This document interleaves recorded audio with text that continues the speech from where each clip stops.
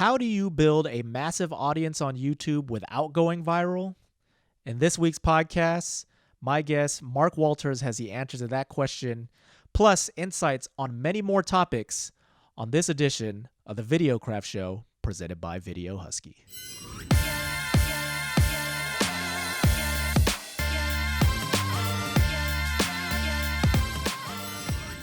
Travel tips minus the fluff. That's what you can expect when you tune into Wolters World on YouTube. Every week, Mark Wolters and his family create videos about the best and worst parts of traveling so that fellow travelers can get the most out of their trips. Wolters World, which started way back in 2009, is one of the longest running travel channels. I haven't confirmed that, but I'm pretty sure that it is one of the longest running travel channels on YouTube. In little more than a decade, Mark and his family have produced close to 2,000 videos with, I'm sure, many more to come, especially post-pandemic. And it's a pleasure to have you on the Videocraft Show presented by Video Husky, Mark Wolters. Thanks, John. I appreciate you having me on. It's always good to hop on one of these podcasts and chat about travel and making videos and all the fun stuff that is the YouTube life, I guess. Okay, yeah, so this is where I want to start with you in this conversation, Mark. As I alluded to in this introduction, you started on YouTube way back in 2009. This is like, I guess, 4 years or so after YouTube had begun. I remember YouTube started, I think, back in 2005. Yeah, 05, 06. Yeah, I actually had a couple channels before I had Wolters World. I used to make videos for my students, and then my wife was coming to move to Portugal. Well, she was my fiance at the time. And so I was making videos for her. No idea how to edit, know how to do anything. It was just like put the camera on a rock and film, and like what's HD? Like what's that? 720. My chip is only an 8 gig chip. I can't hold that. I mean, or 256 chip, not megs or gigs, but like megs. So there's only so much you could do back then. But so I dug into the archives of your channel. I'm And I sorry. went I went back to, like, this is what I do with a lot of the guests that I have on this show is I will go back to their very first videos, and I did the same with you. And I noticed that at the beginning of Wolters World, a lot of your videos were language learning, like language teaching type videos. You were teaching German, teaching, I think, Portuguese, Spanish. I mean, was that the initial focus of Wolters World, was just to the travel element wasn't really there yet? Yeah, at the time when I first started, I was making videos because I was doing my PhD in Portugal, so I was making videos for my students on another channel, which was basically like the basics of business and strategy and stuff, so they could study for their exams. And then with my wife, the fiance, like I said, she was going to be moving to Portugal, so I started making her videos on how to learn Portuguese, and then I started to see that wow, Germans like to watch language videos. So then I started making like learning Spanish in German, learning Italian in German, learning English in German. And so that was like our first really big videos. Were big. They weren't big. They were like next, but like for the channel at the time, those were kind of our big things, were these language videos. And then over time, we kind of branched out into the travel stuff as well, for that. But like the real push the channel really came when we just got tired of really bad travel videos and bad travel guides. We're like, we gotta get without the fluff, like you were saying, like, let's get some honest travel stuff. But yeah, in the beginning, there was very few travel videos and there was a much more language, because I thought, oh, people like to travel. They'll want to learn the language when they go. Little did I know, nobody cares. They just want to like know what to see when they go places. And so it went from like teaching people grammar and stuff and vocabulary then it went to like just 10 words you need to know, to now I'll mention like 5 words, like, please, thank you, yes, no, okay, help, maybe help, beer will definitely be on the list. But that's about all that I'll do now with the language stuff. Were you getting any kind of traction in the beginning? Like you said, you noticed certain trends that were happening on YouTube as you started posting. Like, was it shocking to you when you say, oh, wow, there are like some people who are watching these videos? Well, I was really surprised about the Germans, like, because I wasn't teaching in German. I was teaching like English for Germans, and I was teaching Portuguese for English speakers. 'Cause I had those videos I made for my fiance at the time. And it was weird because I'm like, why the heck are Germans watching an American guy speaking English, teaching Portuguese? And so that made me realize, like, wait, maybe I should make more videos for them. So I started making these German language, like teaching the language like Portuguese or Spanish, but in German for the Germans. And that did actually okay. And then I got to the point where it's like, look, there's not many more videos I can make. And then the travel videos started to take off, and that kind of went to the wayside because it just got to be too much.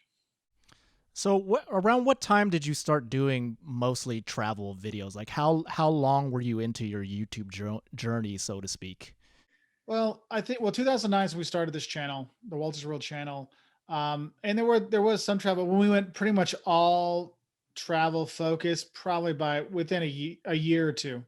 We had eliminated all the foreign language videos. I mean, they're still there. Like you can go find like learning Swedish with Mark, you know. But which is funny because my friend and I had drank a lot that midsummers, and my buddy who's Swedish couldn't remember the word pork, so it was pretty funny. But yeah, it was probably after about a year and a half, maybe 2 years, I really got rid of the language videos. I know since probably 2011, I have probably haven't done hardly any. Maybe I did a couple, but actually, I think the ones I've done have been for like language channels when they've asked me to do like a collaboration. So, Gotcha. but it's like I just saw like the views for that weren't going anywhere. I was like, wait, these are going this. So hey, let's put our effort where we need to go, because I mean, anybody that makes YouTube videos knows it takes time, it takes energy, it takes your life, and you're like, you can only do so much. Yeah, there's so many things I want to ask you about the way you produce your videos and whatnot. Like, I want to get into the nitty gritty of that, but I also want to just talk to you as well, kind of jumping all over the place here about just your life in general. Like as you mentioned, you were living in Portugal, and for people who don't know, Mark, you're actually a professor at the Geese School of Business, where you teach marketing and business, right, to students at the University of Illinois. So Yeah, you are also a professor. my title is teaching associate professor, and I teach right now. I teach the principles of marketing course and a social media's marketing course. Sometimes I'll do like a consulting class as well, but it's basically just marketing, and some more marketing. But yeah, that's actually a whole other channel, Professor Walter's channel, which I do, and that's an interesting one because I have my marketing stuff on there. But then, when you look at the numbers, you start to see we had videos that were helping people with YouTube. We had, people helping with their business. That wasn't just marketing. And I was like, well, I need to make some more of these videos because they're doing relatively well in comparison. And it's funny how a smaller channel can actually lead to other business opportunities. So it's been interesting. Yeah, that is really interesting. And again, touching on just your background and life in travel, like what made you gravitate towards wanting to see the world?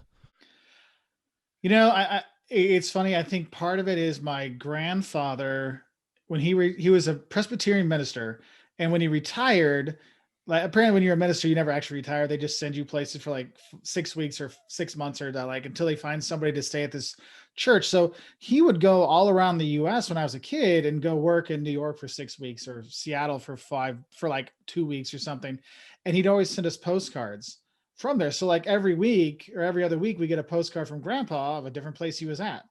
And it's funny, like we have none of them now. We'd read them, and then we read them and throw them away. And I'm like, damn it, I wish we would have kept those, because I think that was one of the things that got me really thinking about travel. Like actually, what's funny is now I keep all the postcards I send to my parents and my grandma who's passed away, now, and my aunt, and I send to her. They give them all back to me, except for like the ones they really like. And so I actually have a container full of postcards that I've sent to people, to my parents, because I'm like, these are actually kind of cool to have. And so that was one of the things. And then I think my parents traveled a lot for work when I was a kid. My dad worked in Mexico a lot, in Korea.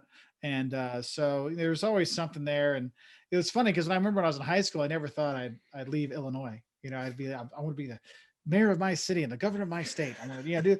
And then I went and studied abroad in high school. I'm like, the world is so big. I want to go see all of it. And so I started to go see all of it. Of course, now I'm back in Illinois, but the thing is, when we can travel, we've always wanted to travel.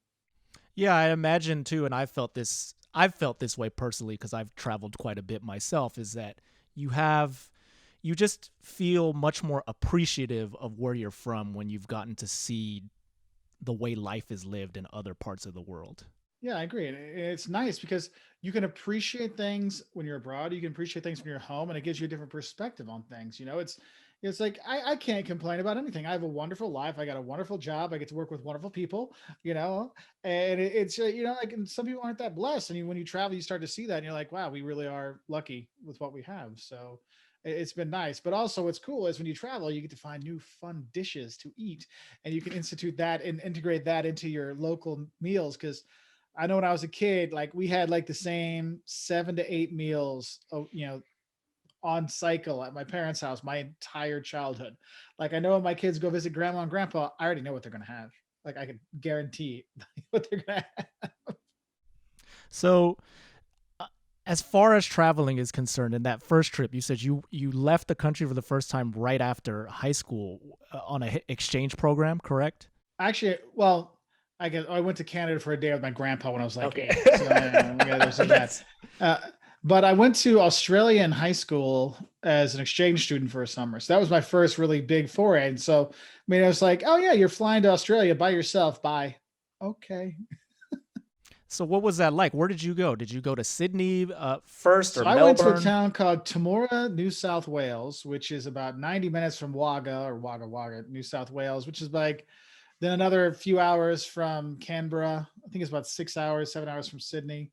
So I mean, it was like the second family I lived with, they lived on a sheep ranch, and like so I'd wake up and there'd be kangaroo outside, and like whoa, hey, yeah, I'm in Australia. This is kind of cool, but it was a cool time. Well, they're like, you were out in the bush. Yeah, I was living out in the bush. So tell me about what that felt like for you, just the first time being so far away from home, especially at such a young age. Well, it's funny. I talk to exchange students a lot of time. Like, that first month, the first bit is so exciting because it's everything is new. And so when I was there, I was like, we're going to local chippy to get fish and chips, or just French fries. I'm just getting some chips. I'm like, this is so cool. And they're like, dude, you're just getting French fries. Like, yeah, but I'm used to McDonald's. Like, oh, Mackers. Oh, we love Mackers, but we don't have one here. And so it was kind of funny. And I'm like, this is so cool. And I like go to the music store and see what the music. I'm like, I mean, I know Midnight Oil, Beds Are Burning. That's Australian, right? Like there's very limited what I knew. So really like opened my eyes, like, man, there's a big world out there. And it was really like, it was kind of like the shades were pulled back. It's not even as close, but like, wait, dude, there's a lot more possibilities out there. And that, I mean, it's funny. I remember when I came back afterwards and I was like in student council, all this kind of stuff. And the lady that was the head of student council, she's like, Mark, you changed. Like you have a very different perspective now than you did before, like before the summer. What happened? I'm like, well, I went abroad and I got to see there's a bigger world out there, and it gave me a different perspective. And so it was kind of I mean, it was a life changing experience because of that. So what were you like before the experience of traveling then? And then after? I think the change was more. I mean, I was always a fun loving person and these things, but I think that the change was just I was more one. I wanted to go more places. I wanted to see more of the world because Australia is not that big of a difference to the U.S. And I'm like, man, this is such a cool experience being like this totally far away from home, but something that's just a little different, but feels totally different. What's it going to be like if I'm in Argentina or if I'm in Brazil or if I'm in China or something like that? And so that really started to drive me. And then I just love the traveling and meeting the people all over the world that just kept it kind of snowballing to keep me going and going and going. So then what were the following trips after that first initial stay abroad in Australia? I imagine you probably did like the typical like backpacker thing as a young person, just going Of and course. staying in hostels. Yeah, of course I did that. Yeah, you have to do that. It's like a rite Yeah, of passage, right? So no, exactly. like so 16 was when I went to Australia. And then when I was 17, I went to Finland for a year as an exchange student. And did some little trips when we were there when I lived in Finland. And then my freshman after my sophomore year in college. Well, during I traveled some between, but like big trips. My sophomore year of college, when I finished that, my brother had finished his master's, and so he and I went and backpacked like 6 weeks together through Europe. Um, and then I had a German girlfriend too, so I'd go see her occasionally. So it kept going from there, and it just got more and more. I imagine that's how you learned German, right? At the time.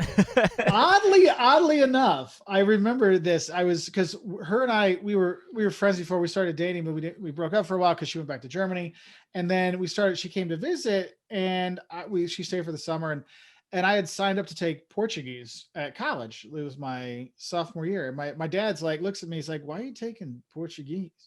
You're dating a German." girl, shouldn't you learn German? And I'm like, oh yeah, I should learn German. So I didn't tell her. I didn't tell her because she knew that I was coming to visit for Christmas that December.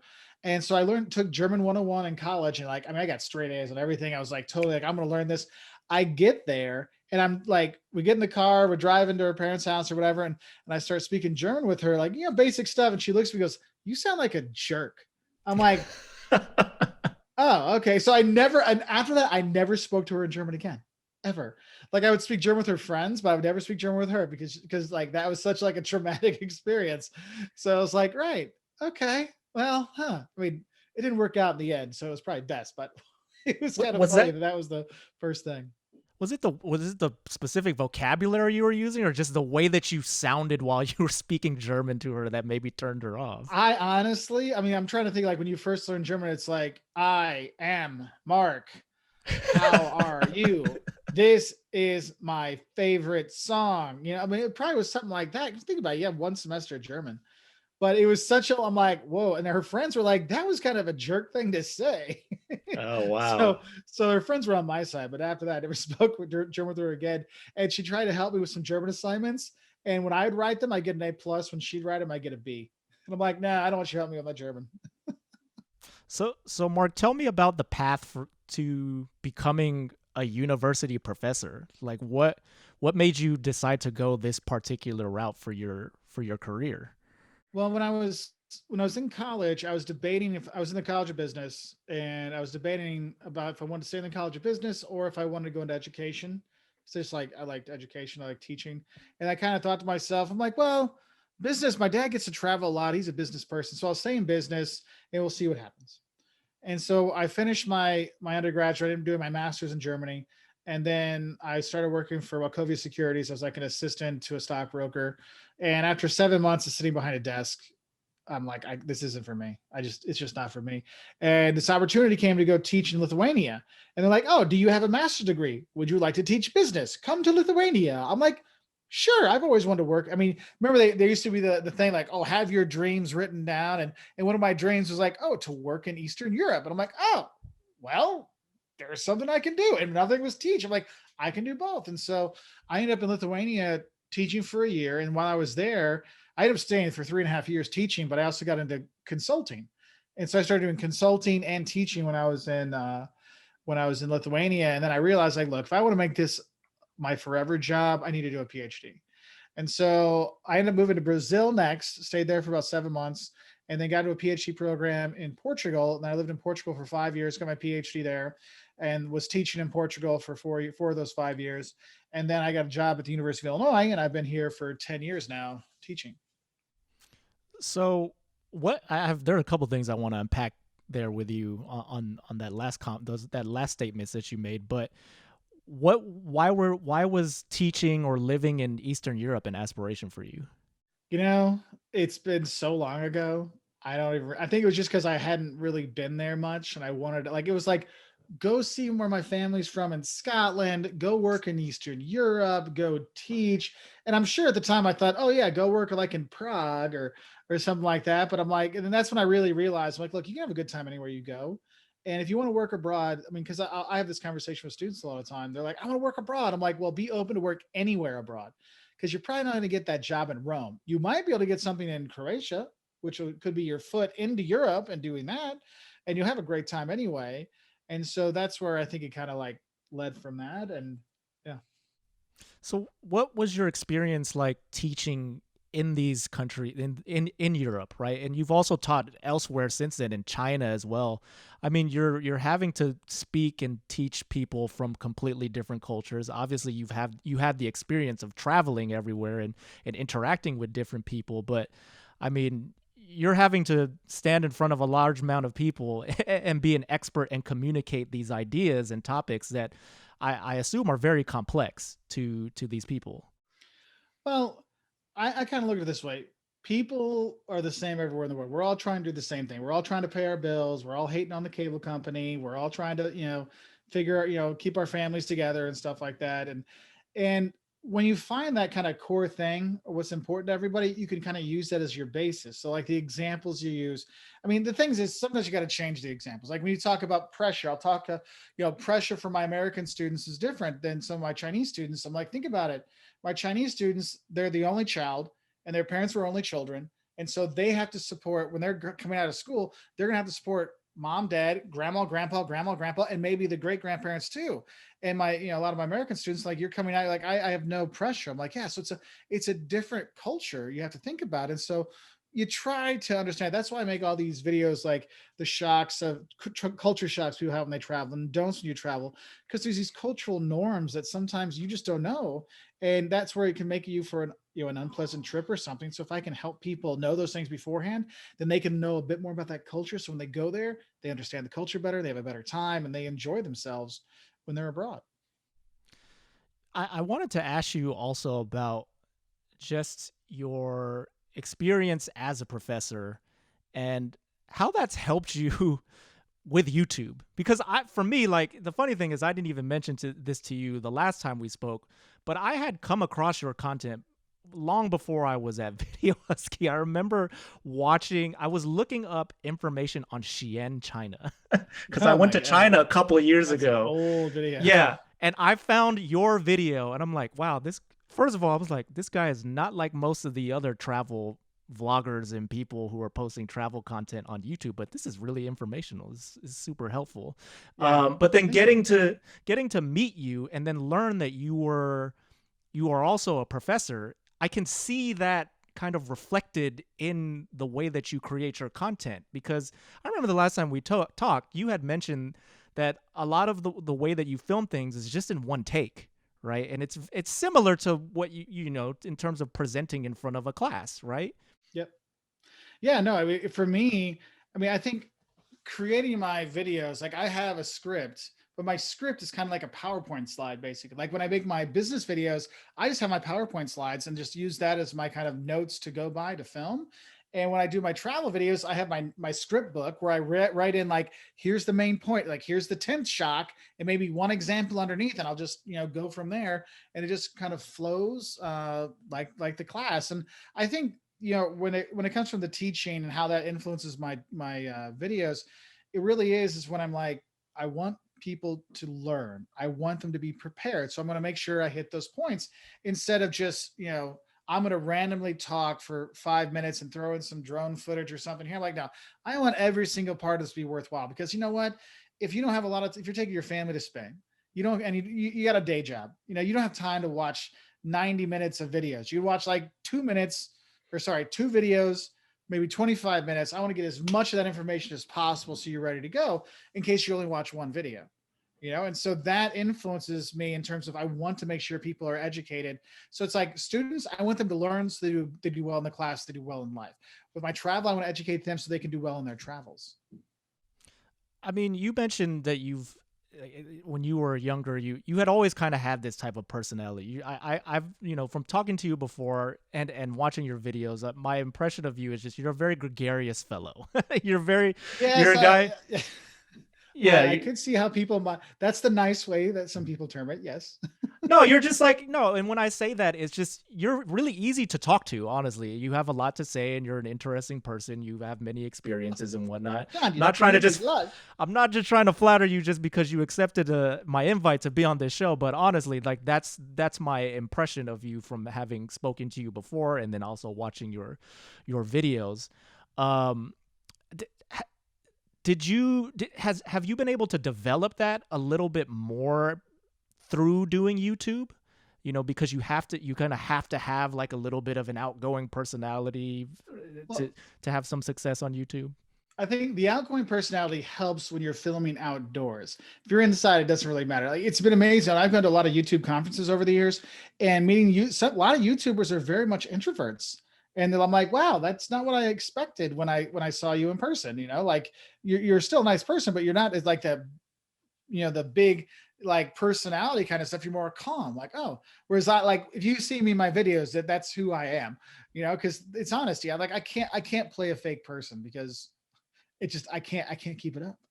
And so I know like I've always liked to talk. I've always liked to be in, I was the class clown and stuff like that back in the day. So there's that influence there. But over the years with all the YouTube videos, it's also helped me know like how to speak, how to get my points across, how to like minimize my stuff. So like my classes, yeah, if we don't finish the topic today, I can move it to next week. But in a video, no, I got to get it all done in a certain amount of time because eventually people turn off. So I have to really prioritize what I'm going to say. So there's all kinds of things that kind of influenced us. I want to read a quote that you had that I found you said on an interview you did, and then tie it into this next question that I have. So you said this: if you want to truly be successful as a business professor in terms of educating your students, you need to be a bit crazy, care about your students, use realistic examples that relate to your students, have actual experience in your area, or find people who do to speak to your students, have a true zeal for teaching, as students can always tell the professors who actually care about what they teach, and remember that you can make all the difference in a student's academic journey. Now, the reason I brought that quote up, and the thing that I bolded from that quote, is when you said use realistic examples that relate to your students. Now, when I was in college, I didn't have a professor who also moonlighted as a YouTuber at the time, right? And so one thing that I wondered about, and I imagine this to be true, is that the fact that you have over 700,000 subscribers on the Wolters World YouTube channel. Professor Wolters has 10,000, which you had just started that last year. And when you're teaching these students and these kids at the University of Illinois everything they need to know about social media marketing, you have credibility. There are a lot of professors out there who try to teach you these things about how to use social media and digital marketing, but they don't do it themselves. So do you find that that's the case, that students gravitate towards taking your classes because they say, oh yeah, Professor Wolters, he has a YouTube, he's a legit YouTuber, I want to learn from him? So there are people that do that. So my social media marketing course, it's only in the summer and winter, so it's not a normal semester course. So not a lot of students want to take a 4-week class in May or a 4-week class over December, January, during the break. So the students that want to come, a lot of them they're like, I want to be an influencer, and I see your stuff, so help me. And I developed the whole course for that. I'm like, look, I want to help you. It can be work for a business, but it can be work for your own personal brand as well. And so I kind of put that in. So there'll be students that are there. And about 3 years ago, I started getting maybe one student a week that would just show up randomly to my office hours, because we post our office hours online. Pre-pandemic, you were at your office, and so like random students would show up. But I teach 1,000 students. Well, now I teach 1,000 students right now, but usually I'd have about 1,000 students a semester or a year. And so if a student came to my office, those huge lectures, I might not recognize them. They just come in and chat. I'm like, yeah, come in.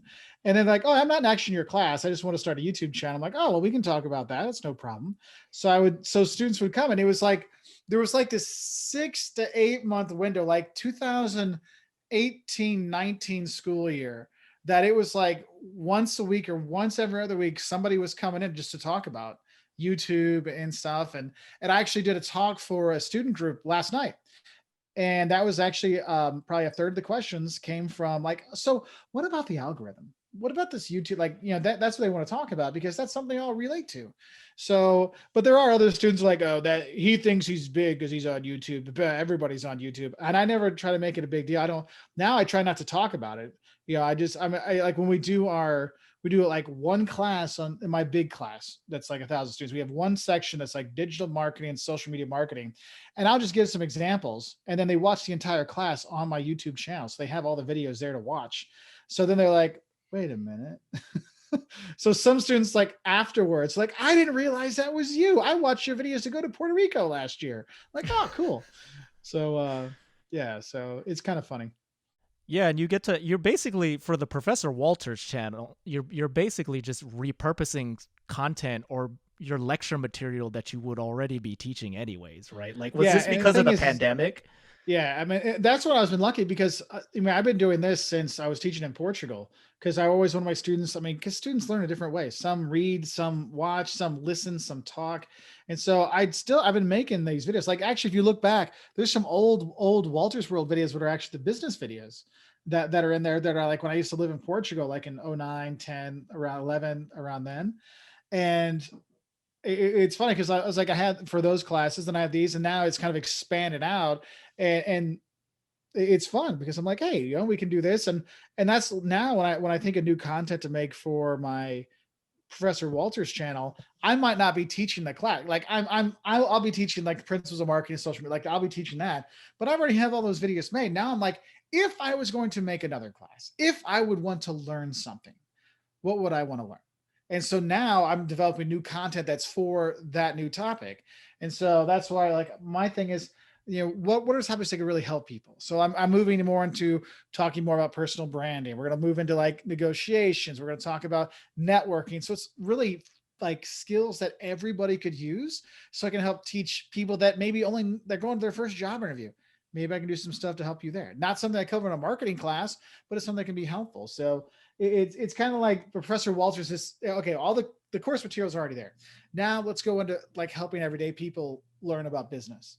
So that's where I think we're going to start, taking the channel going forward. And actually, I wrote out, I like to have a rough idea of some of the videos I want to make. I actually ended up writing about 150 different video topics for Professor Walters. They're like, oh yeah, I should do this. Yeah, I need to do that too. And I'm like, when the heck am I going to film 150 business videos? It's like, I got to find a good location that's really beautiful in the background. I can just like rotate around, ding, ding, ding, just knock them out. And then you'll cough up blood because you talk that much. So when you're coming up with content ideas, like, do you just have, like, for example, there are probably two different areas of this, right? For the Professor Walters and then also the Wolters World channel, right? Like, I'm curious with the Wolters World channel, before you go on trips, do you think about what it is that you want to film and create prior to it? Or do you, when you're there, that's when the ideas come and you say, okay, let's film this? So I have the basic ones I always know I want to do. The don'ts are what not to do when you go in someplace. If I culture shocks, there's a lot of differences. And then we'll do a food video now for my wife's channel. So I know we're doing those three. And then when we're there, like I do research before we go, but I don't write out exactly everything I want to say. Like, look, let's be there for a while, and then I get a feel for what really works and what's not working, and because it's my impressions of being there. That's why when people say, "Well, I had a different experience," I'm like, I'm glad. Tell us about your experience in the comments, because that's how people learn about the difference of the experiences that are out there. And so I'll go and I'll have a rough idea of the videos I want to do, but it might turn out it's like, you know what, I need to do this video. Like this is something we have to do. Like we're gonna go to Vegas here in a little while, and so I know I'm like, I mean, I have a ton of Vegas videos already. So which makes it great for me because I don't have to do the shocks of Vegas. I don't have to do the love and hates of Vegas. I don't have to do the free stuff of it. I've already done all that. So now I'm going to go. I'm like, well, let's see. Let's think of some fun new ideas. So I'm like, ooh, what are the reasons why tourists get arrested in Vegas? And what are the biggest scams to look out? So I can start thinking about other things. And sometimes those things will come to me when I'm traveling. Like, you know what? This is something we really need to do. Like sometimes we'll be on a road trip and I'm like, wait a minute, this is a really cool thing that no one's doing. We need to do a video on this just to show them. Because sometimes they don't, I mean, a lot of times I know a video won't get a lot of views, but I know it will help the people that actually do watch it. So if they're looking for something, like not a lot of people go to Nicaragua, but you know what? There's not a lot of stuff on Nicaragua out there. So if I can make a video, yeah, it only gets, 40,000 views in 5 years or whatever. But you know what? Those people that watched it were ready to prepare with the Nicaragua. And we got better tourists going to Nicaragua to help them out. That's all I can ask for. Yeah, that's something that I think most people don't really think about when they're getting started on YouTube or even creating content elsewhere on other platforms. So many people are thinking about, how do I get the widest possible reach and have like 50 million followers or subscribers like Mr. Beast on YouTube? Mr. Beast, exactly. That's exactly what I was going to say. How do I become that? Yeah, I mean, and at the end of the day, like I kind of just borrow the Seth Godin term of like finding the minimum viable audience, right? And like your content, your travel content, yeah, there are a lot of travel vloggers, travel YouTubers out there, travel Instagrammers, but you can tell when you watch your channel that this is for a very specific type of, like, you know the audience that you're speaking Yeah. to, basically. But I am talking to the people that want to travel. They want to be prepared when they go there and be ready for the culture and get the most out of it. Like that's what I'm here for. I'm not going to help you, go to that perfect restaurant. I'll tell you the food to eat, but you need to go explore on your own and find the stuff. And I'm not going to tell you this is the best place for the Instagram picture. I mean, okay, occasionally I have said this is a cool Instagram spot, but in general, I'm like, it's like, no, you'll find your own stuff, but let's get you ready to travel. So that's why that's why I think, like, because we're really big. It's about travel planning. I think we help the most, and I think that's one of the reasons why the last year, since no one's been planning to travel, I mean, I've seen it. Like, ooh, the numbers were way down because if you're not planning, you're probably not going to watch too many of our videos. So what about the Professor Walters channel? How about in terms of like the content ideation for that? How are you going about approaching it? So let's look at the stuff that's not part of my classes. If we look at the stuff that's like I'm trying to create, is my thing is, what are things I would want to know if I was starting a business? Like I always say this stuff, Professor Walters is about democratization of education. So whether you are the mom who started an Etsy shop in Indiana, or you're the kid in Thailand that's, wants to invent his own like phone cover, you can watch these videos and it can help you do your own thing. And so that's kind of like my mentality with this is like, look, I know I can make content, maybe my students will watch it, but they're only going to watch the videos that are for their class. They're not going to watch anything else. Yeah. And I know that. I'm like, look, I want to help out this person. That I imagine the kid in Thailand who's like, I'm making these new phone covers. And I think of that mom at Etsy's like, well, what is SEO? And I can help her out. Like that's who I'm really talking to. And I think that really helps in terms of educational material, is if you're making stuff that's supposed to help everybody, then you start speaking to everyone, and then you have like this kind of thing, versus if I only was, all my videos were for just my students, that wouldn't appeal to an audience. Cause like, look, I'm not a 20-year-old college student. I'm a 50-year-old, business person, or I'm a 13-year-old, YouTube, whatever. Just trying to put it in perspective that, everyone could get the most everybody could get something out of it. And one thing I've noticed that you're really good at, obviously in present day, but then going back into the archives of Wolters World, is that you are very good at producing a massive backlog of content. I think I remember you when we spoke last year, you had told me, yeah, we've got like we basically got enough content to, through July of 2021 or something. And this was, actually, I think, until July 2022. Sorry. Okay, so July, so 2 years worth, or a year and a half long, a lot of content. Just how did you? I mean, this is something that I think a lot of content creators struggle with. Is like, oh my god, I don't know what to make. I have to make something in the next week. I mean, how did you decide to take that approach when it came to creating content for your YouTube channel? Well, one of the things is I love travel so much, and I want people to enjoy it. And I realize that people look for different things. And so when we started the 511 Hates, it was more like people want to know an honest opinion about stuff, right? So they'll do that. And then I went into the culture shocks, which is more of the fun. It's kind of like travel entertainment. So those are the videos I recommend. Oh, if you're not going to travel, you have some fun, watch our shocks videos. And then I'm like, and then there's people that are really serious about traveling. They want to have the best time possible. They want to be careful. Then I have the don'ts of travel. So like, okay, there, and not every, and the thing is so, back when I first started doing them, sometimes there's a lot of crossover, but now I make a point to distinguish the difference between a don't video and a shock video and a love and hate video. And now we have a new series. It's called Mistakes. Those are like the little things. So this is like, I've gone to Italy 3 times. Yeah, I've got the main stuff down. What else am I missing? Oh, well, here's the little things to look out for. And so those little things are new mistake videos. And so we'll create content like that. And the thing is, we were traveling before the pandemic 6 months a year. So we were going to lots of places, new people all over. So when we're filming, I'm like, I want to film all these things to help out. And I know that I'm not going to put out, like, for example, I was in Ecuador a little while ago, and I made a bunch of videos on Ecuador. But the thing is, Ecuador is not a really popular destination. And so I knew I'm not going to put out 10 Ecuador videos in a row. I'm like, oh, I'll do the shocks of Ecuador. I'll do what's new before we get out to war, what to eat in Ecuador, safety in Ecuador, tour guides in Ecuador, but not in a row. Like in about a 2-month window, I'll put those out. And then I'll wait a few months and put some more out because it's just too much content. And people are like, okay, that's enough Ecuador.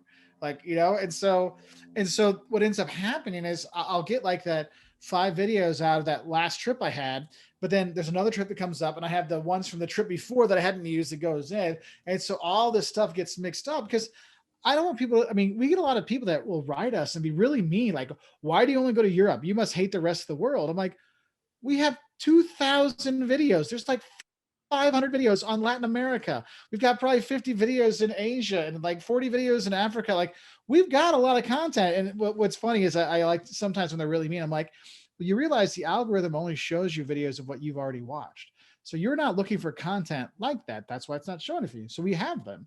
And so that's one of those things that's kind of funny when people try to be jerks about it. But no, I'm like, there's a lot of stuff. And sometimes they'll be like, you know what?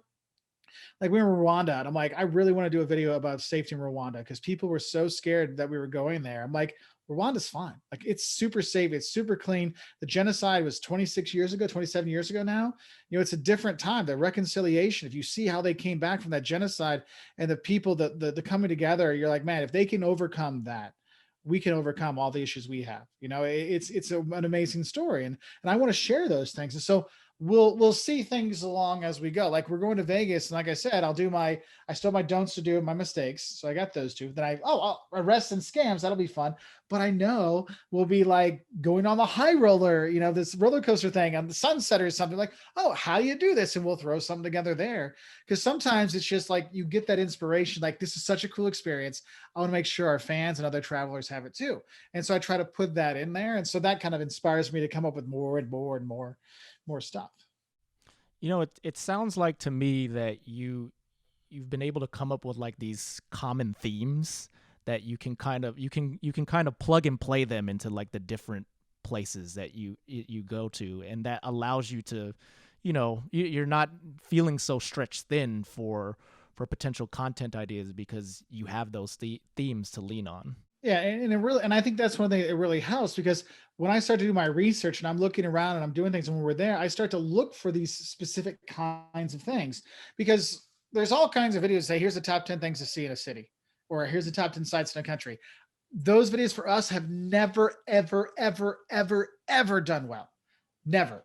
The stuff that's done well is when we discuss like the culture, we discuss those don'ts and stuff where people want to know, I need more because I can go on, I'll go on Google, they'll give me the 10 best sites in 2 seconds. I want more to that. And so that kind of has driven me to like, let's give them more. Let's help people that way. And so having those don'ts, the shocks, the love and hates, the mistakes, the eats, I can do that. And then what helps, because remember the language videos we talked about earlier, I would start doing too many videos. And I'm like, look, I want to enjoy these destinations too. And that helped me cut out stuff. So I don't do top 10 sites. I don't do the language stuff anymore. I just do, I'll do the don'ts and then the eats for Jocelyn's channel. And then, you know, is there enough stuff to make a shocks? Is there enough stuff to make a love? Is there something else I should do? Like if you've got Paris, there's the don't, we have the don'ts, the shocks, well, don'ts I have mistakes I haven't uploaded yet. So I have those coming, but we have those. But I'm like, you know what? We need one just what you need to know when you go to Paris, because it's such a undertaking the first time that we don't have to have the silly jokes. We don't have it. Let's just go through the basics. And so we'll do that. And so sometimes the locations we go kind of dictate those things. About how many videos would you say you get out of each trip on average, if there was a figure? Well, it depends on the trip. Because also when I travel, I like to film my Professor Wolters videos. So like I'll be going to Vegas here in a little while and I'm going to film a bunch of Professor Wolters videos there. Yeah, because I'm like, hey, you know what? People like to see when they're talking business, they like to see fun stuff. Let's put that in there too. So when I'll go, if I put Professor Wolters and Wolters World together, so there's like this Las Vegas trip I'm going to go on. We'll be gone a week. I will probably make 10 videos for Wolters World, and I will probably make 6 to 8 videos for Professor Wolters, and we'll probably make 3 videos for Simply Jocelyn, my wife's channel.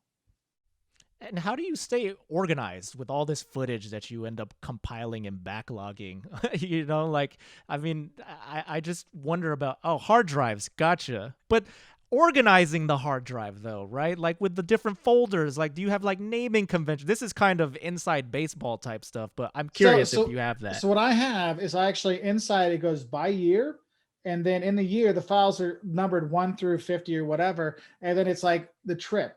So it'll be like, you know, for example, 2020 like it's like file '01 January, Sony, because that's the camera, and then it'll be like Savannah, Atlanta, Space Camp. So those are the places we went. So now I know that's there. Then the next trip it'll be okay. Then it was El Salvador, and I'll have oh you know O2, El Salvador, Sony. And so it's kind of lined up that way. So when I want to go back and find stuff, I can. So like I started another channel called Destination Location, where all I'm doing is taking the B-roll from all these travel destinations we have and just putting together a video that way. Cause I'm like, I did a one on Bordeaux last week, and I'm like, man, I miss Bordeaux. And it was just like, I was just sitting there watching and listening. I put a little, sometimes I put music in it, sometimes I don't, but it's just like, just like, oh my God, I remember what it was like traveling. Oh, it's so nice. And I don't think that channel's ever going to be, it's never going to be like Wolters World, but there's people that like to like just see the site. Cause that's why all the videos are like Bordeaux, the sights and sounds of Bordeaux. That's all, and that's what they all are. And so if you just want to see what it's like, you can go and get a feel. Cause for some people, they're just scared. Like, I don't know what I'll see. I'm like, well, here's some stuff you'll see. And I don't make there's no commentary. There's no text on it. It's just the B-roll. So I'm curious too, Mark, about the growth of your channel throughout the years, right? Like again, I keep alluding to this, the backlog of videos that you have, and you're constantly churning out content, right? And it seems like it's like a slow growth upwards, where you're not necessarily relying on like some super crazy viral video to just spike your subscriber count. yeah. Like that am I right there in terms of interpreting your content growth strategy? Yeah, I mean, I wish there was some kind of viral hit with 50,000 bajillion million views. Sadly, there's not. But yeah, no, it kind of went like this, and then after a while, it started to go up and then up and up. And it was funny because like 2018 was our biggest year. 2019, then it kind of like plateaued. But then when we got to the end of 2019 and the beginning of 2020, we had the biggest December. We had the biggest January by like 2 million views. For early I'm like, oh my God, this is it. We're finally hitting like big. I mean, we've always done very well. I can't complain. We've done very well. We've helped a lot of people, but it was like, oh my God, we almost had 6 million views in January. And I'm like, oh, is this it? I mean, we were talking like we might get to 1 million subscribers by the end of 2020, and I'm like, and we could get to 200 million views if we stay on our current path, how this is going. And then of course, COVID came and our number, it was like, I'm like, yes. And then, I mean, it just went thunk. It wasn't like a little, it was just like thunk to the bottom, and it just stayed like this. And only now it's starting to come back a little bit. Like we're probably like at 50% of what we were, but I know that. And I'm like, you know what? People aren't planning travel. I know that's who our market is. And when people start to travel again, they'll start watching the videos again. And we've had all this content coming out to help them. And I really try to make our videos helpful. So if you're going to go in winter, summer, pandemic, non-pandemic, you can learn from those videos. As we talked about earlier too, you have a style in which you basically film everything in one take. Right, like it's just one take Mark essentially, with the exception of a couple, if you have a mess up or something, you have to just do a take two. But no, I just said Dane Paulo, cut that out. Yeah.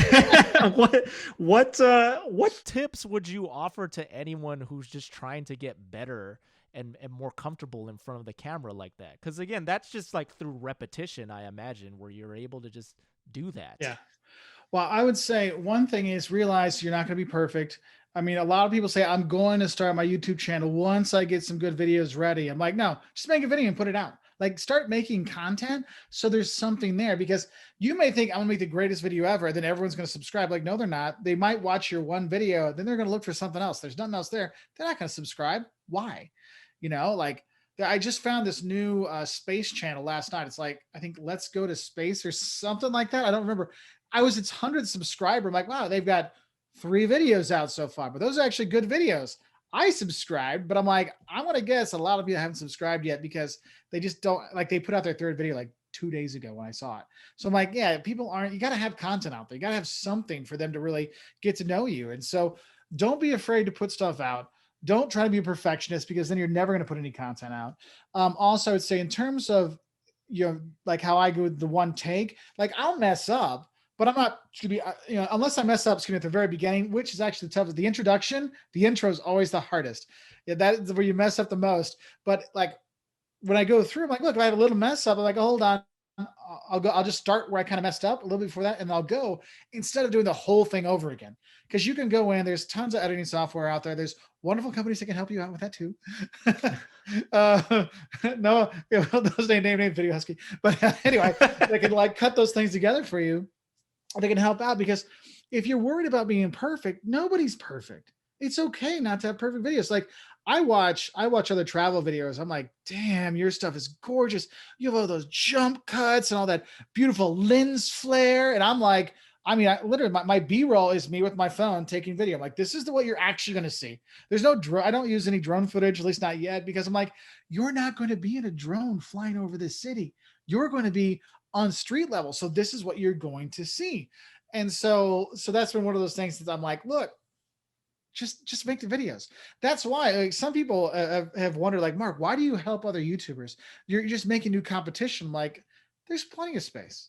Like, why not help people? It's great, because then you have new friends that are in YouTube, because anybody that works in video, it's like, it's a different thing when you're making YouTube videos or you're doing stuff like if someone else is making YouTube videos, you're like, you understand me. I have a buddy, Rob, he does TripX DC. If you ever go to Washington, DC, TripX DC is the guy to go. Like he does his own tours, does great videos. But I remember I was in DC and we did a couple collabs together. And then he and I went out for beers afterwards and we just sat there and talked shop. I'm like, God, it's so nice to talk, someone else that understands YouTube and things. And it's a great community. There's a lot of people out there that are going to help. Use the tools that are out there. There's plenty of videos to help, whether, you can watch my videos. There's other stuff out there. Even the Creator Academy has some fun stuff that can help you learn. So don't think you have to be perfect day one. Yeah, that's an interesting point that you make about collaboration on this platform. Like, I feel like older media, if you were trying to pursue a career in acting in Hollywood, or if you were a musician, you're trying to, get a deal on a record label, you're worried a lot about competition. But when in fact you notice that the people who thrive the most, or a lot of people who thrive really well on social media and on YouTube, all these platforms, is the ones who collaborate with each other, right? So it's funny because you see movies, and back in the 80s, the big movie stars wouldn't work together on movies. I'm like, why not? Like, why did we never get that Schwarzenegger Stallone 80s movie? I don't mean a 2000s. I need 80s where they're both the height of their power and everything. That would have been awesome, and you miss out. And that's why, I've done quite a few collabs over the years, and I most of the time I actually work with small channels, because when I reach out to bigger channels, they never answer me back. So I'm like, hey, I'll call up. We can, if we can do something, because I've had some, they're like, hey, I want to do something. Like, well, what should we do? And this is actually advice. If anyone wants to do a collab, when you reach out to somebody, explain what your kind of ideas are. Because it isn't just, I want Mr. Beast, let's do a video together. Well, why would Mr. Beast want to work with you? Oh, I'm a small channel. So like, do you have an idea? Because sometimes you have a good idea, like, yeah, let's do it. We've done collabs with videos that have less than 1,000 subscribers, like 200 subscribers, 150 subscribers. That's fine. Hey, you want to do some stuff? Let's talk about what you want to do. Let's do it. Yeah, even for me, booking this podcast as well, like when I reach out to people like yourself, I definitely try to present what's in it for you, because you're giving me the time to chat with me for an hour or longer. I appreciate it. But it's your time that you're giving me. Like, I'm asking to borrow your time, and it can't just be like, yeah, I want you to be on my podcast because I have a podcast, right? There has to be something in it for. You have to present that value to that person that you're pitching. Yeah, and that's the thing is, if you do that, and that's in anything. If you want people to work with you, you got to give them the with them. What's in it for me? You got to have that kind of thing. Yeah, for sure. One other thing I want to talk about as well, and you had alluded to this a moment ago as well, was just the sometimes coming across the negativity that happens on YouTube. What? People negativity. Yeah, people on social media. On social media. I don't know what social media you're on, my friend. Yeah, I don't know. I think I'm on like the happy-go-lucky, no trolls version of social media, I guess, where it's all sunshine and rainbows. Oh but I'm curious, how you dealt with that in the beginning. As your channel started to gain more traction, and then you got fans, but then at the same time, also there were probably these people who were not fans and criticizing you and telling you your Well, videos yeah. suck or this isn't informative. How did you deal with that? So it takes time. You kind of, it's like a callus. You develop it over time. Like now the trolls don't bother me. Maybe occasionally one will, yeah, get to me a little bit, but in general, I'm like, whatever, but like my wife, she didn't make videos for a long time because of the trolls. And she finally, it took her years to get, because I mean, I get trolls, but women on YouTube, man, they get the worst of the worst trolls. Like guys don't get anything compared to what women get on YouTube in terms of trolls. It's horrible. And like I see, like when she would make some videos for Wolters World, eventually I would have to turn off the comments because I'm like, what is wrong with these people?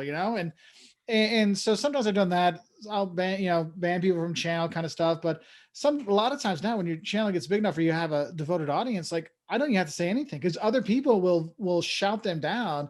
Be like, what do people will be mean about random stuff. And you're like, hey, that's not for this. Like, what are you talking about? His information is good. Even people that don't even know me, they'll be like, look, this guy's stuff's actually right. You don't know what you're talking about. But we haven't had, I mean, I remember back in the day, we had one, when I first did like my first 511 hates of Portugal. And back in those days, I did a song on my other channel. And there was a song back in the day by Green Day called American Idiot. And I made a Portuguese idiot version. It was on like TV in Portugal and all kinds of stuff. And this guy's like, you deserve the same fate as Saddam Hussein. I mean, that's how old it was. Like when Saddam got hung, I'm like, what the? And the song is literally just a parody of like, basically it's a Weird Al song. Basically, it was like a Portuguese Weird Al song. And I'm like, dude, it was a parody. And people were like, dude, it's a parody. Chill out. And the guy eventually like apologized. But I'm like, there's times like Germany, I used to get a bunch of like, if anybody sees this guy in Germany, let's kick his, what and everything. I'm like, really? Whatever. And now I laugh at it. But at the time, I remember there's a time when I was in Germany and I'd be like, when I'd film in Germany, like some of my old videos, like Hamburg, I was like looking around while I'm filming. You're like, why is he looking at the camera? Because there was a time I was kind of worried. And that was when there was a couple of YouTubers that got, they got killed, by people. And you're like, I'm like, okay, I'm kind of worried about this. But now it just rolls off my back in terms of the trolls and stuff. And I think it also helps that I'm a professor. So every semester I have, 1,000 students tell me how horrible I am, even though I tried my best. Yeah. They're like, you didn't give me an A. I'm like, you didn't come to class. I can't do anything if you don't come to class. Yeah. But yeah, that's my fault. Yeah, I wonder.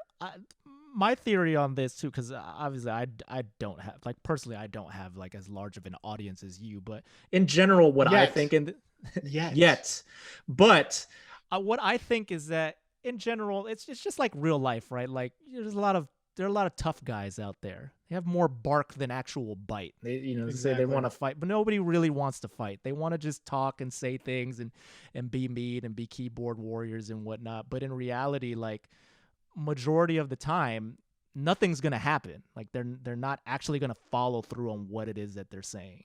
Yeah. And that's my thing is I look at it, I'm like, look, especially if it's a place that we're not going to go back to anytime soon. I'm like, I'm not even worried about it. And the thing is sometimes you'll get them that then they'll what really upsets me is when they'll start harassing other commenters. So like somebody's grandma comments like, oh, I loved Italy. I went there when I was a girl before the war. And then somebody comes in and just starts hammering her and other people. I'm like, this person's obviously just trying to cause trouble, like instant ban, like, yeah. And that's why I feel bad. Cause like some people be like, that person was just horrible. I'm like, and people get upset with me. Like, why aren't you controlling your comments? I'm like, we get 50,000 comments a month. Like I don't see all of them. So I feel bad. That's why it's nice. There's moderators. So if they see it though, like some of our moderators are really nice. Like there's one Mark, another Mark, he'll go through some of the old videos occasionally and, delete some of them. And so that's been nice, but yeah, it's the negativity sometimes can really turn people off. But after a while you kind of get used to it and you realize that that's part of the game. It's part of the game.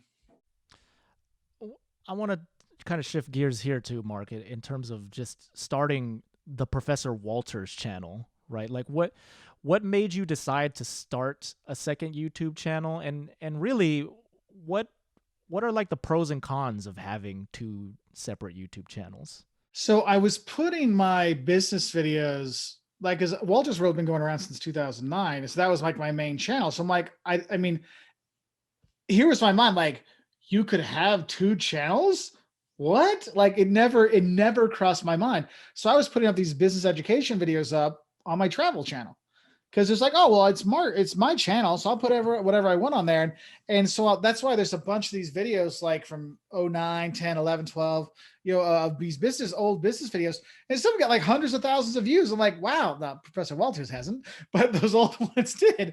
And I'm like, that's crazy. And I realized, like, look, there's no, like, I need to separate this. And so it was kind of like an offhand thing. I made the Professor Walters channel, but I didn't do anything with it until what, 2019, I think. Yeah, 2019 is when I'm like, okay, I probably should start taking this a little more seriously. And so then I started making an occasional video here and there. And then I'm like, wait, we need to make it serious. So then I started making like tons and tons of content on there.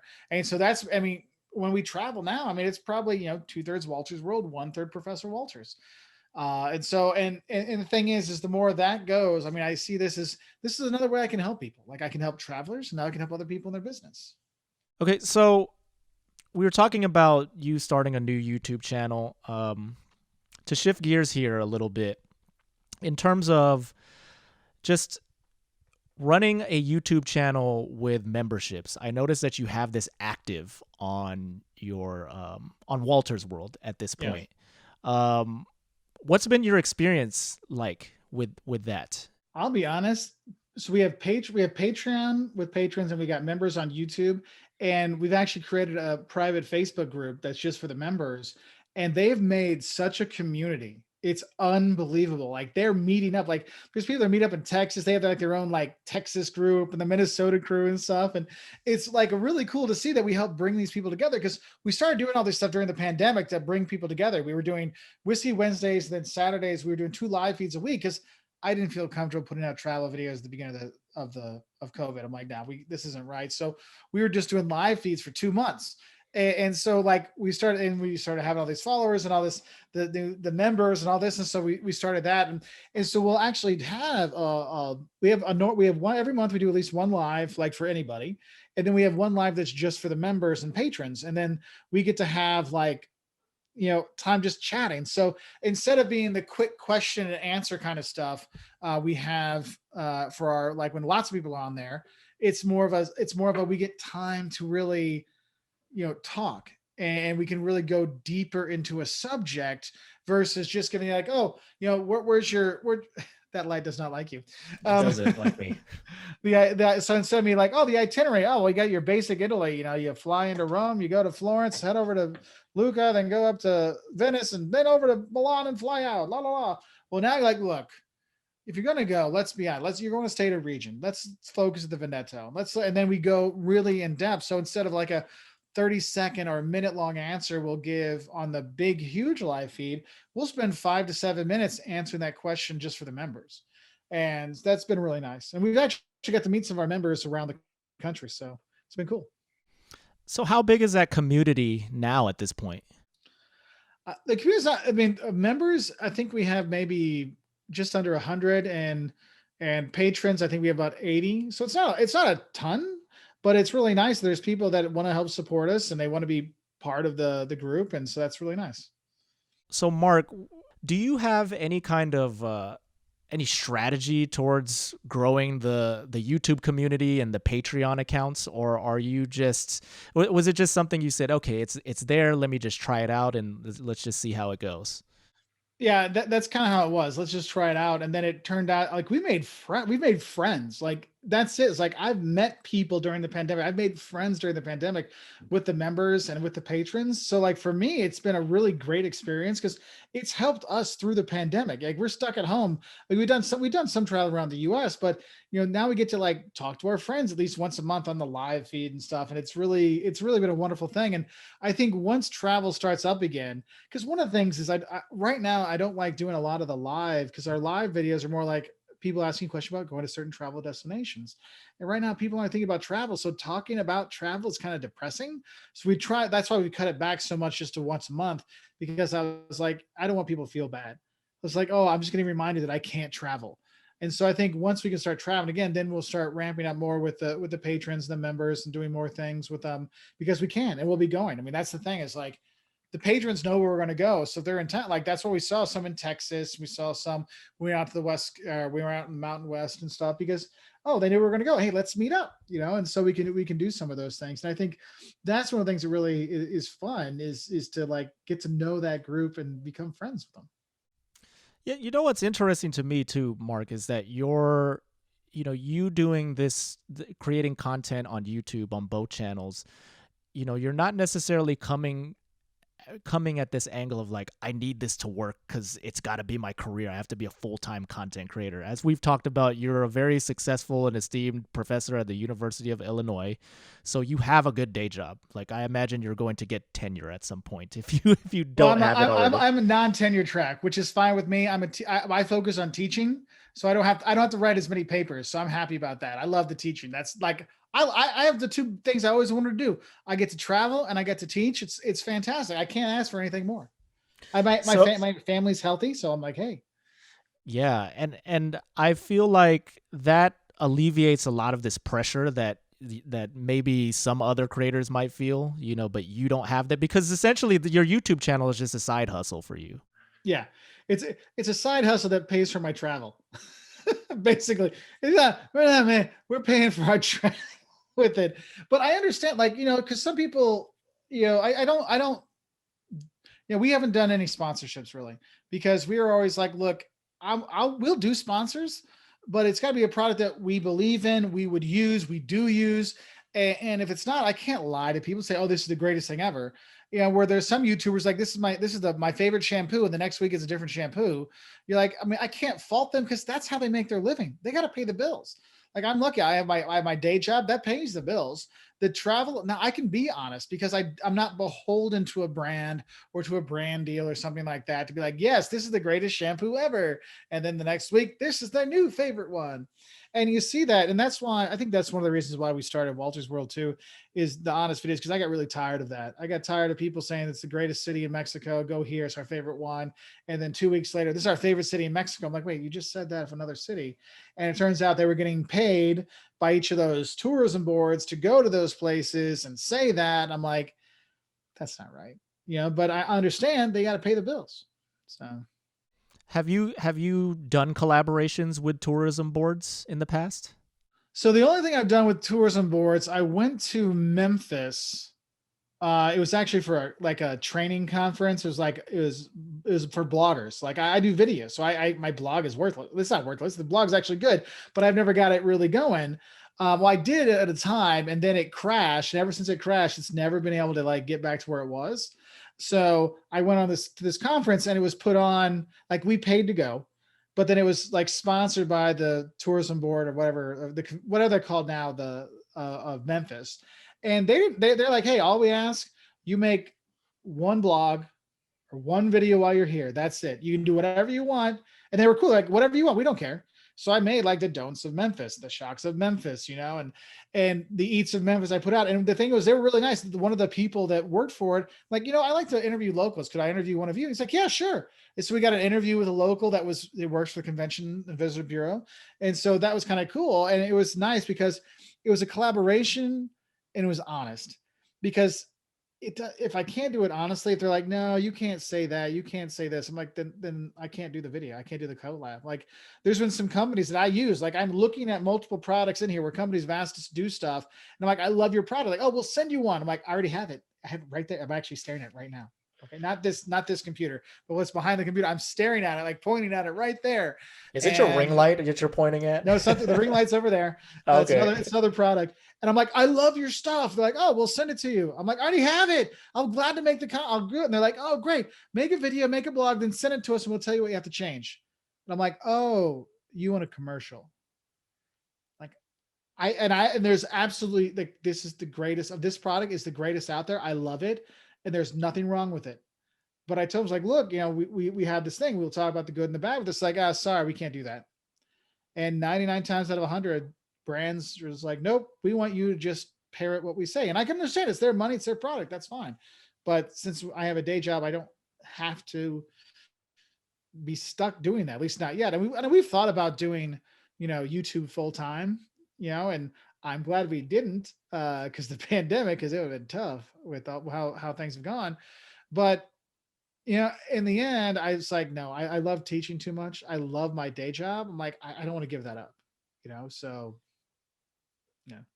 That's great. I mean, you're lucky to have two things that you really enjoy doing when most people struggle to find the one thing that they can do in their life. So that's really awesome to hear.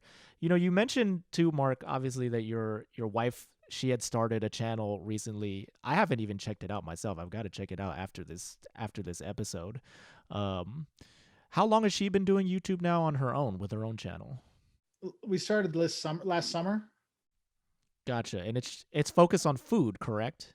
Yeah. So it's one of those things we're just trying things out, because like we had all ideas of what, like we have a list of things that she cooks. She's like, well, because people are always asking us like about the food we eat in our videos, and we make a lot of this at home. Like, oh, could you make those videos? And I remember talking to her about this. We're talking like 2012, 13. You should make your food videos. It's great. She's like, nah, she did. Really, it was the trolls on one specific video that made her like, I don't want to do that. And then she's like, I need to help out as well. I want to do some stuff too. And people really like we do the live feeds together all the time because people want to talk to her. They want to have her opinion too. And so she started with making food, and then she made 50 drink videos in 4 days. So in our house, one of our friends came from Savannah. They made 50 drink videos in a row. So every Friday they have a drink that comes out.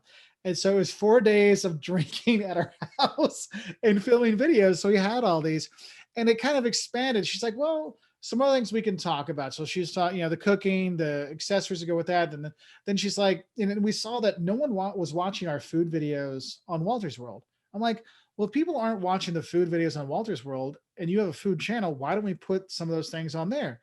So we switched. So now she'll do, when we do the food videos, she has like what to eat in Wyoming, what to eat in Nebraska, what to eat in Idaho. So she's now taking those things over. So when we travel now, she'll be making the food videos, and that'll go on her channel. And those have done those. I mean, for the size of her channel, they've been doing really well. She hasn't had the big breakout hit yet, but it's okay. It's slow and steady. It's like, look, we can make this stuff. We can make these videos. And for another thing, it's a little thing for me. It's like, I like seeing these videos. Like I get to see my kids when they were little because I put them in there. And so sometimes I see some of these old videos. It's like, one day our kids, we're not going to be here. And our kids are like, man, how did mom make mama noodles? There's a video of mama noodles, like these kind of little things that then you can see like, look, there's mom actually making it and talking about it and the story that goes along with it, and it's those little things you're like, I would have appreciated that of like my grandma, how she made her noodles or something, so it's kind of fun. Yeah, that's one thing that I've thought about as well, watching some other YouTubers. There's this husband and wife duo. I don't know if you know them at all, but Johnny and Iz Harris. Johnny Harris was a reporter for Vox for many years. I actually talked to Johnny today. Oh, really? Man, ask him if he can come on the podcast, because I pitched him a couple times. He has Bright Trips now. He does all these travel training things. Exactly. So I watched their content, and I watched his wife's content and it's clearly like, wow, these are just cinematic home movies that they're making for their kids. He contacted me, and I was watching some of his videos. I'm like, why are you talking? Your cinematography is like amazing, So he's like, oh, we're going for something different. I'm like, yeah, you're going for like low class with me. But no, he was like, no, your videos are really informative. I'm like, yeah. So we're talking about doing some stuff. That's very cool. Yeah, no, and that's why, again, I bring them up in what you're talking about too, in terms of having something there for your kids when, you're older, or obviously we all eventually leave this earth at some point.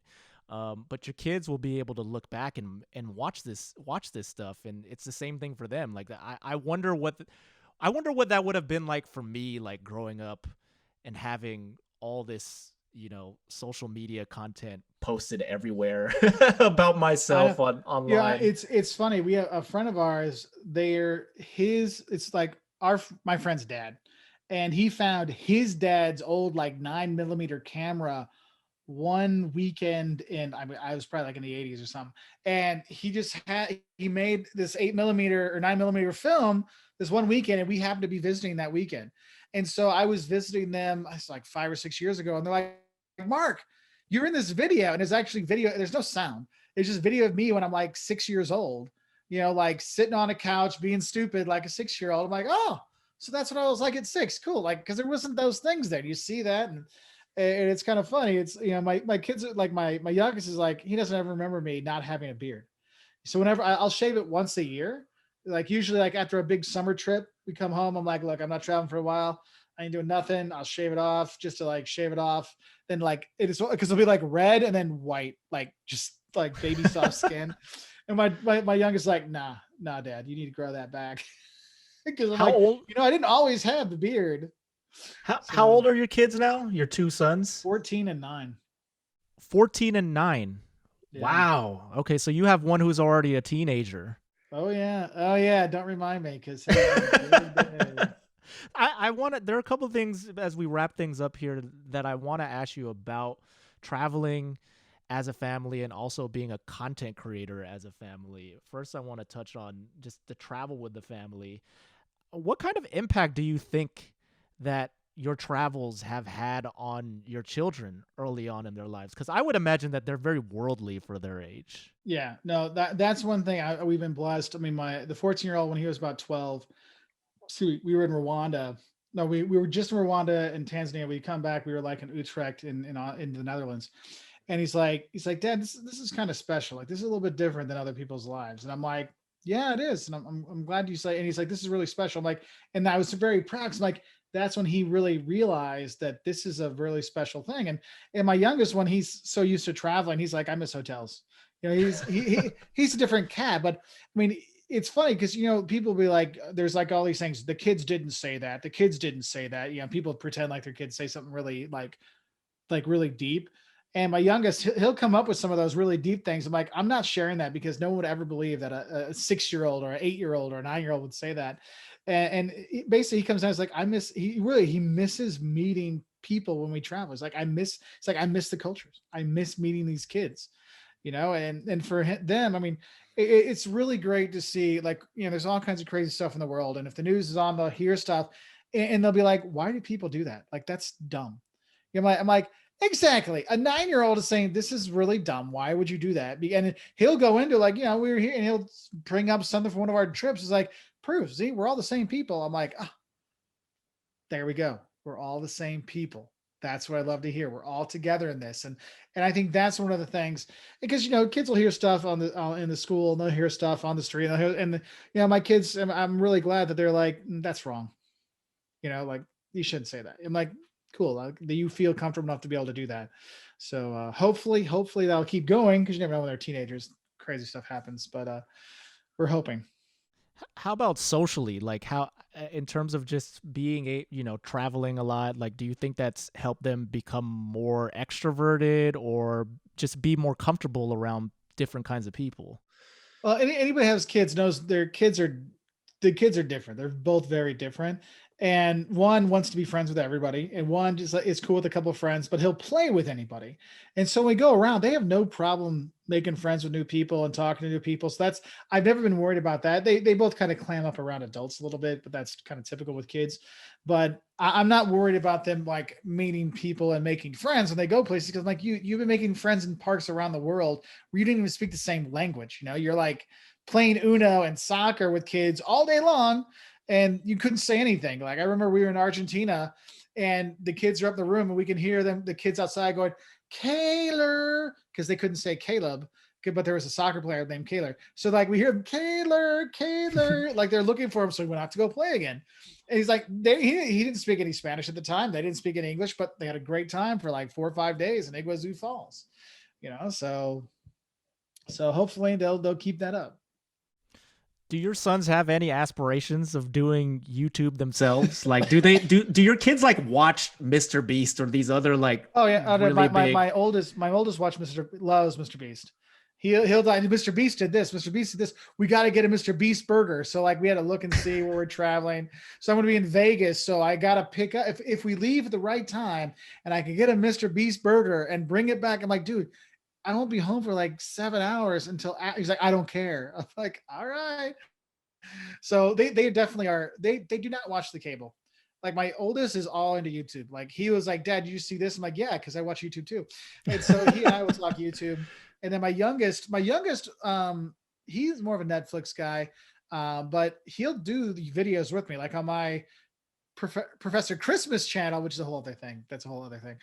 He's my taste tester, and so he'll do some videos with me. Whereas my 14-year-old's like, hell no, I'm not doing any videos. He's in the like, don't take my picture phase of life. You know, we all were there.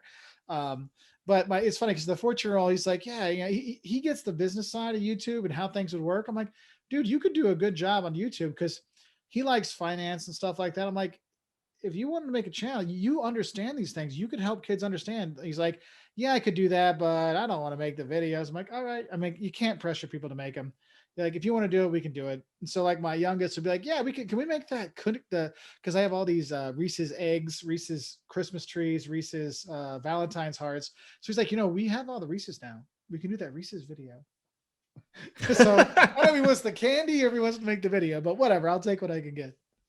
But it's funny because they will be good that they'll sit down and every year or two they'll do like a little interview Q&A from our patrons and our fans. So, and most of the times the same questions, but it's interesting to hear them answer when they're 3, when they're 6, when they're 7. Like you get the different answers.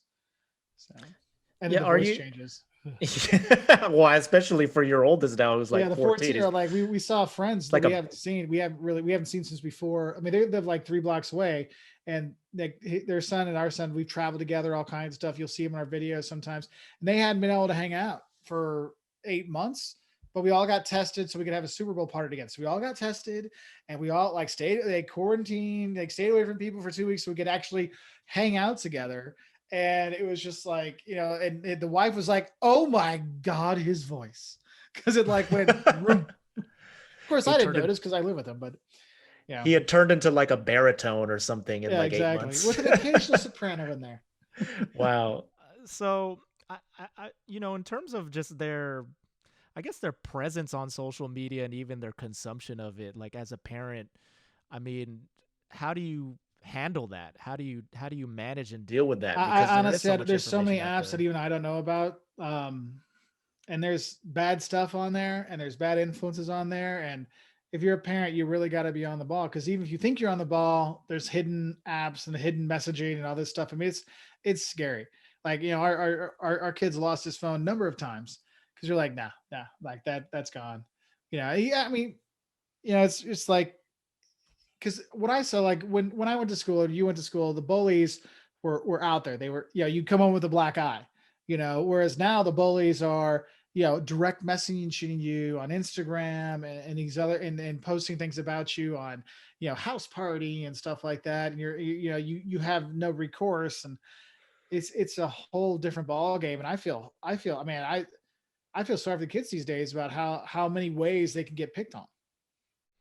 Yeah, I imagine it's like quite overwhelming. Like I don't have kids myself at this point, but I mean, I just think back to when I was in high school, and I'm a millennial, but I'm kind of like part of the crop of millennials who are on the elder side. Like our social media was AOL Instant Messenger and then MySpace, and then MySpace in high school when it started to be on the rise. But just to imagine like what kids have to deal with today with all the different platforms that they have, and especially with what you're talking about with the hate that your wife would experience just when you would post videos featuring her on YouTube. I mean, for kids, it's just got to be, especially at that teenage age, it's like, it's a lot. Yeah, and kids are mean. Like they hit about 12, 13, and they get mean to each other, but they're not mean to each other's face. They're just mean like online. I think the online stuff might hurt more than getting a punch in the arm or something. I don't know. It's a tough thing. All right, Mark. So my last question for you as we wrap up here on the Videocraft Show presented by Video Husky is just vision for the future with Wolters World. Like, do you have any big aspirations of what you want to do? Obviously, like once the world opens back up, you want to go and travel abroad again outside of the United States. Yes. But I mean, is there anything that, you know, you'd like to maybe accomplish in the future of that channel as well as the Professor Wolters channel? Yeah. So Wolters World, at one time, I was always hoping we'd get a TV show or something, but there's no travel TV shows anymore. I mean, the travel channel is the ghost channel, the paranormal channel now, you know? So I've kind of lost that, but it was funny because we had a few interviews for some travel shows. And then I saw what they required with it. And I'm like, wait a minute, you want me to do all this and basically pay people nothing? And I'm like, you know what? I think I'll be okay on YouTube for now. You know, it was very interesting, but that was my goal for a long time is I wanted us to get a TV show. But now I'm like, you know what? I think we probably are helping more people just doing the YouTube videos, especially now, because now that is entertainment. I mean, 5 years ago, it was still like, oh, you need to have a TV show eventually. Now you're like, no, you can look at Mr. Beast. Like, you know, you can become and help a lot of people just by being on YouTube. So that's one thing that I think what I'd like with Wolters World, I want to get to that for some reason. Like I want to get to the 1 million subscribers. I want to get there, but I want to get back to where we're helping people travel again. So when it opens up again and I get back to those people like, thank you for helping us get our trip ready. I'm like, that is the greatest feeling I can get.